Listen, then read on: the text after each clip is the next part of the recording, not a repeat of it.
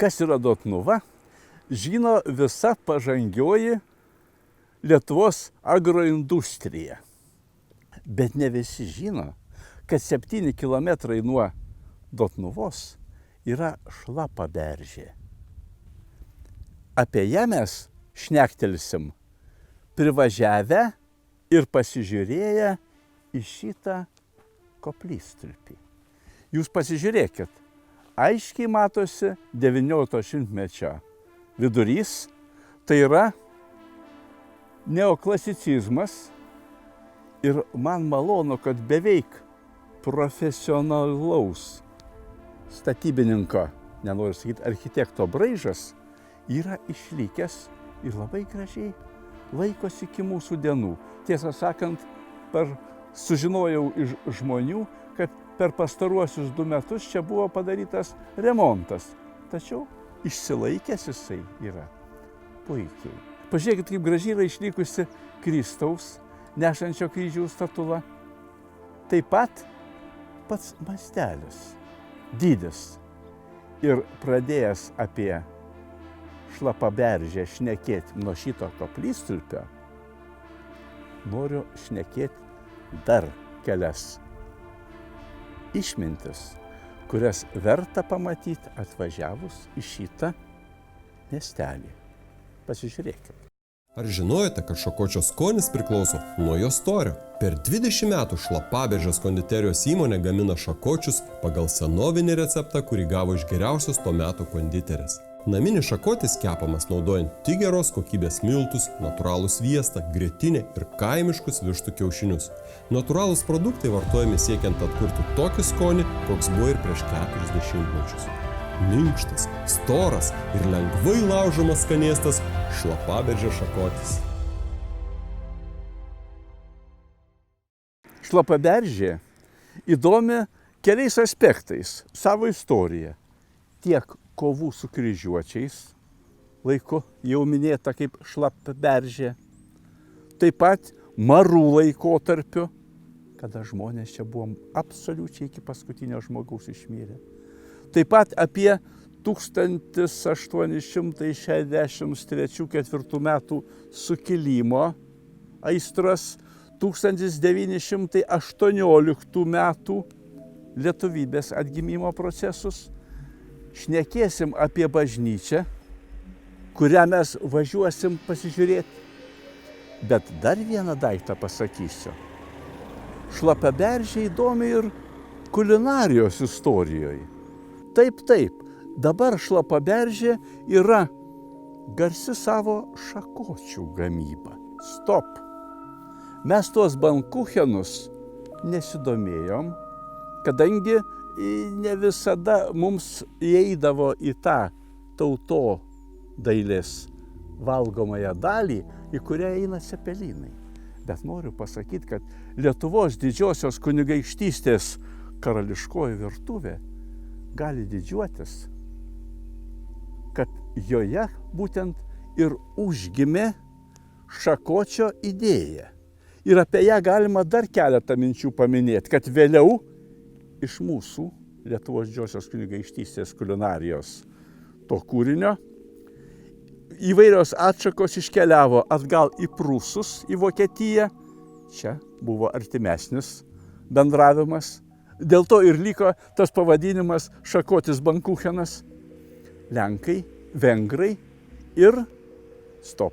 Kalbant apie šakočio istoriją, reikia paminėti, kad ją savaip perdirbo Lenkija.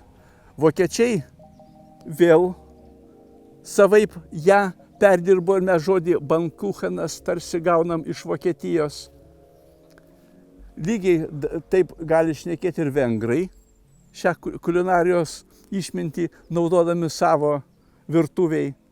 Bet tai yra tik tai tos zonos darbas. O mūsų lietuviškasis bankuchenas, atsiprašau, šakotis, turi vieną savybę. Jisai buvo gaminamas iš geltonos tešlos.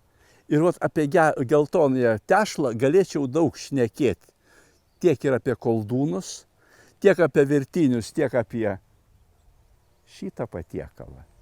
Bet patylėsiu. Mums prieš akis vis tik yra Šlapaberžė. O kulinarija taip pat geras dalykas. Pasižiūrėkit. Šlapaberžės bažnyčia, jeigu pradėti žiūrėti istoriją, savaip įdomi ir kartu visiškai neįdomi. Ji, tarp kitko, buvo pastatyta 1861 metais vietos dvarininkų Gintautų. Prie šitos pavardės dar mes grįšim. Ir jinai labai gerai eksponuoja ano laikotarpio grožio architektūros supratimas. Tai tikrai yra ir neoklasicizmo, ir neorenesanso persipinimų rinkinukas viename pastatėlyje. Stovim priešais įėjimą. Matom 3 arkų portiką ir viršui trikampį frontoną. Reiškia, tas centras, tie portikai dar suskaldyti 4, sakykime, dorėnų tipo kolonom. Klasicizmas tarsi šnekėtų pats už save. Tačiau einant į šoną, matom kitką. Pasižiūrėkit. O štai iš šono matosi tie langai, kurių viršus tiesiog pabrėžtas dar tais pusapskritimiais. Čia menotyrininkai pririša daugiau prie to neorenesanso.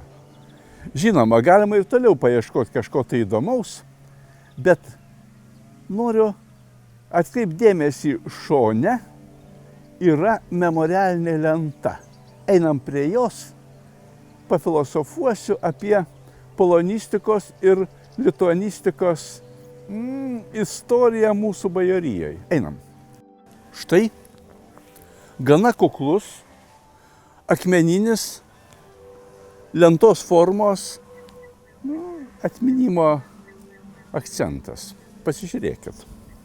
Čia parašyta, kad Liudvikas Gintautas numirė 1859 metais, būdamas 56 metų, ir istorija šito pastato mini, pasikartosiu, kad 1861 metais toks Tadas Gintautas, būdamas Šlapaberžės savininku, pastatė šitą bažnyčią.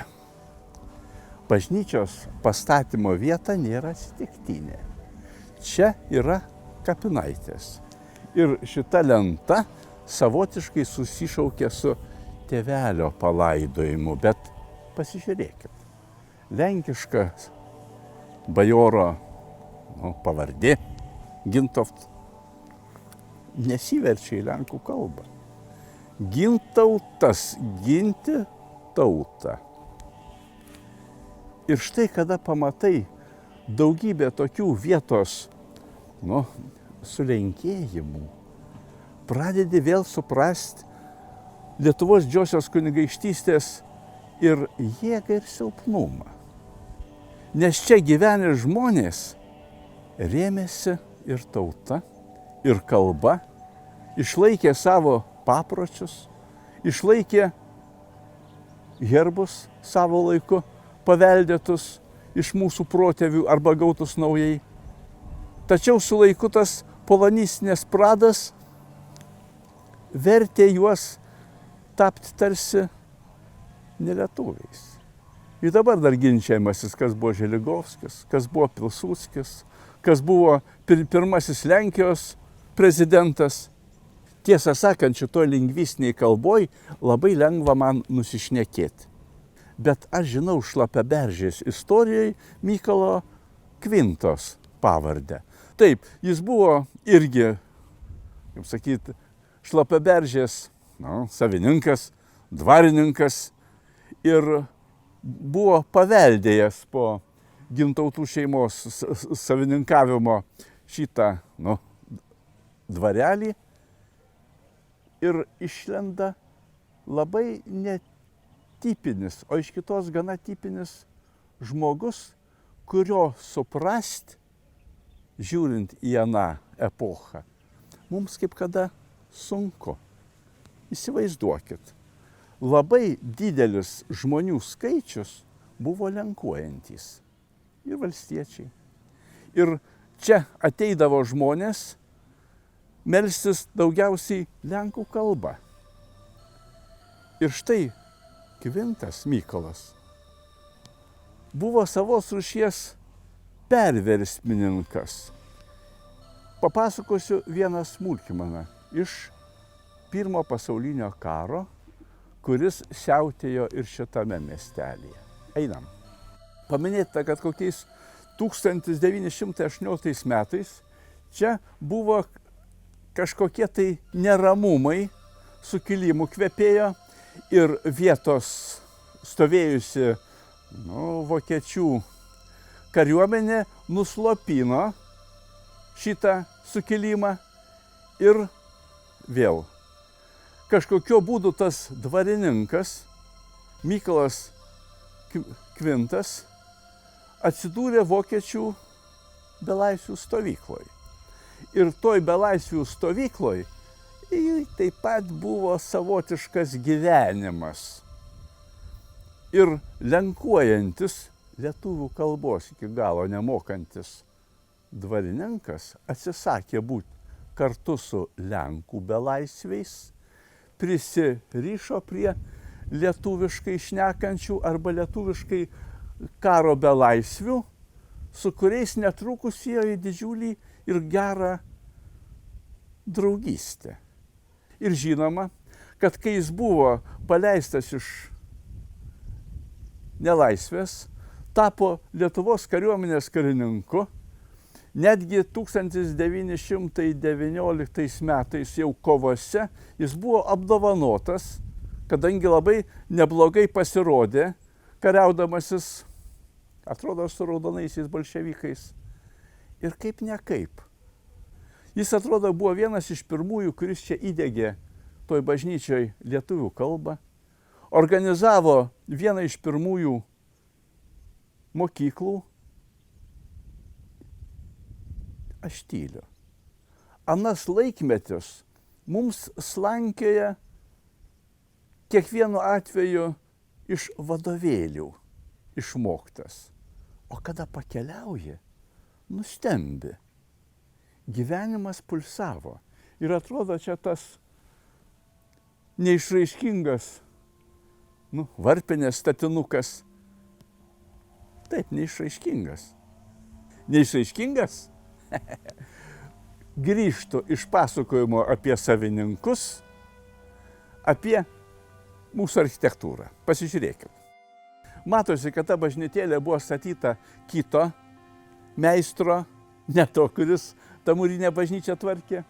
Tai yra 2 aukštų pastatėlis, netgi šitie sukryžiuoti rąstai kvepia fachtverko logika. Žinot, Vokietijoje buvo naudojami ir išliko dabar jų architektūrai šitie sukryžminti mūro fasaduose mediniai balkiai, gal taip pasakysiu. Bet kaip nekaip, pasižiūrėkit, tai savotiškas statulėlės įvaizdis, kuris vėl daugeliui mūsų menotyrininkų leidžia ieškoti sąšaukų su kažkada tai buvusia išsivystysia medinių pilių statyba. Galbūt, nes logika konstrukcijos visais laikais buvo labai panaši. Dar keletą žodžių noriu šnektelti apie mūsų bažnytėlę, mūro bažnytėlę, apie kurią nuklydau, pasakodamas apie savininkų istorijas, apie Gintautus ir Kvintą. O štai dabar vėl žiūrėdami į mūro bažnyčią, aš stoviu portike. Matot, ir kolonos, ir bendras išlikimo vaizdas nėra labai baisus. Žinoma, reikia paminėti, kad 1990 metais čia buvo nudažytas, nes ilgą laiką jis buvo nenaudojamas. Ir šitas pastatas, taip sakyt, sulaukė mūsų laikų. Noriu atkreipti dėmesį, kad jisai yra keturkampio plano ir šalia, matot, yra iš abiejų pusių įprojektuotos dvi zakristijos. Reikia paminėti, kad šitas pastatas savo istorijoje kurį laiką nebuvo bažnyčia.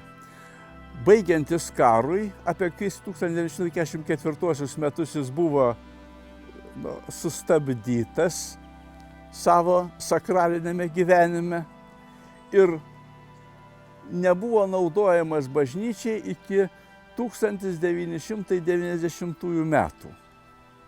Tačiau, kas vėl įdomu, nors čia buvo grūdų sandėlys kolūkio, tačiau aplinkui gyveno tie patys žmonės kaip ir jūs, kaip ir mes, kaip ir žiūrovai ir ne tik žiūrovai, mano lietuvėlės piliečiai, tebūnie kolūkio nariai.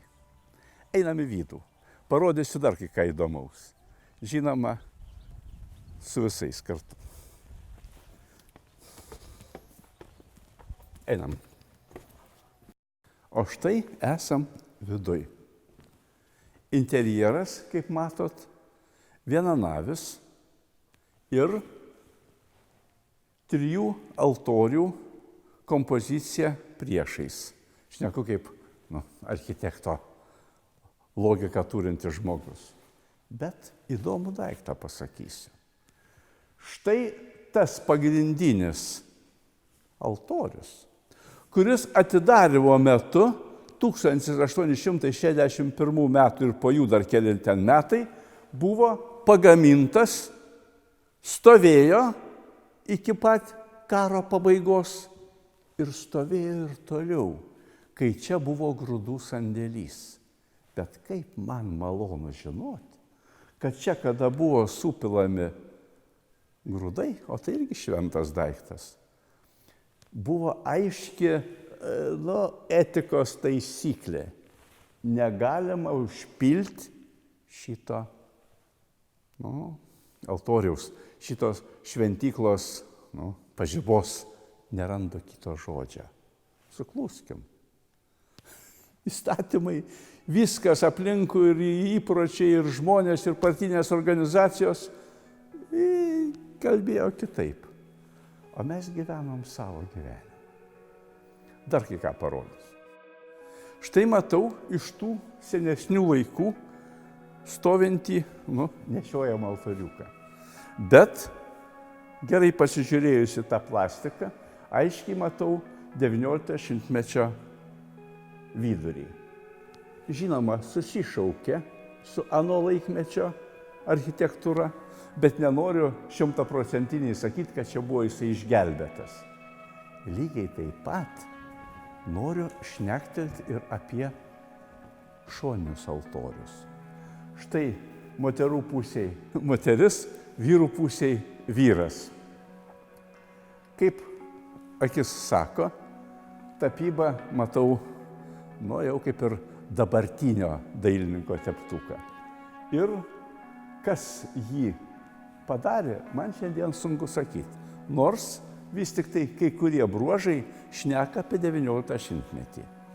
Nenoriu garantuoti, ir žmonės senieji neprisimena, ar jie buvo išsaugoti tuo metu, kaip tarybiniais laikais čia buvo grūdų sandėlys, bet kaip nekaip.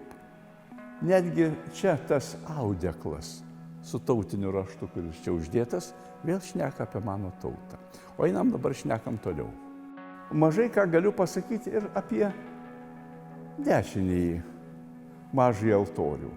Bet kaip nekaip, jie sudaro visą architektūrinį kompleksą. Ir kaip bežiūrėsi, ir savaip jauku, ir kad tas jaukumas dažnai yra įprojektuotas bažnyčios architektūrinėje struktūroje. Ir kaip nekaip, iškart pajunti, harmoniją savotišką. O architektūra, žinot, kad tai yra sustingus muzika. Muzika. Pasižiūrime vargonus. Vargonų tarsi nesimato. Tačiau žmonės žino, kad vargonai irgi yra išlikę. Tik, žinoma, gyvenimas įnešė savo paklaidas. Ir dabar ant tų senųjų vargonų yra šalia moderni muzikinė įranga, kuri atlieka muzikinę funkciją. Nieko čia naujo, visoje Lietuvoje taip yra. Bet aš noriu parodyti kitą daiktą. Pasižiūrėkit į apdailą to balkonėlio. Ne tik tai turėklai, ne tik tai lubos, bet netgi ir pirmo aukšto žmogaus ūgyje panaudotas, pasakyčiau, fanieros dekoras. Nenoriu smulkintis. Pasižiūrėkit, koks jis yra originalus. Ir vėl šneka už tą epochą, kurią sutiko šita bažnytėlė, kada byrėjo Tarybų sąjunga, kada byrėjo anoji ideologija ir kada žmonės vėl grįžo prie Kristaus. Darbo vietos, amato meistram čia buvo daug. Bet iš kitos pusės, kaip puošnu, kaip gražu. Ir dabar iki šio laiko dar, kiekvieną kartą šitas meistrų darbas spinduliuoja savo ir dorumu, ir rūpestingumu. Nenoriu toliau šnekėti. Bažnyčia turi spinduliuoti tuo ir dar kai kuo. Languose tarsi vitražų nėra, nors kryžiaus formos įstiklinimas šneka už tą dekoratyvinį pradą. Bet įdomu tai, kad angelų figūros stovi languose. Aš galiu tik tai spėlioti, kad tai yra 20-ojo amžiaus pradžios, smetoniškos laikmečio, kaip čia pasakyti, vietos bažnytinės industrijos gaminiai.